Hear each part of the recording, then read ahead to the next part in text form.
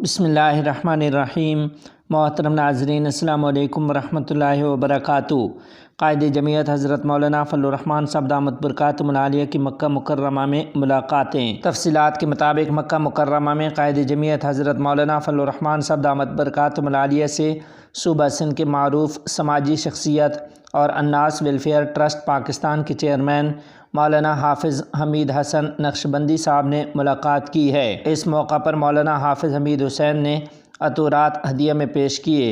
ادھر دوسری جانب جمعیت علماء اسلام کے سربراہ مولانا فضل الرحمان سے فندق دارالتوحید میں جمعیت علماء اسلام پاکستان کے مرکزی مجلس شورا کے رکن اور سابق صوبائی وزیر حافظ خلیل احمد سارنگزئی، سابق مرکزی جنرل سیکرٹری ابو فارس قاری محمد الجاس نے بھی ملاقات کی ہے۔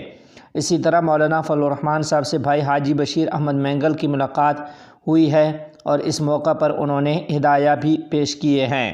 مولانا فضل الرحمان اور جمعیت علماء اسلام کے جنرل سیکرٹری علامہ راشد محمود سومرو سے مفتی عبدالعزیز لانگو، بھائی مولانا عبدالحفیظ سرکی، حافظ غلام قادر مردوئی خضداری، بھائی حاجی اصغر علی بروہی اور دیگر نے بھی ملاقاتیں کی ہیں اور انہوں نے اپنی طرف سے مولانا فضل الرحمان اور ان کے ہمراہ مہمانوں کو مختلف ہدایہ پیش کیے ہیں۔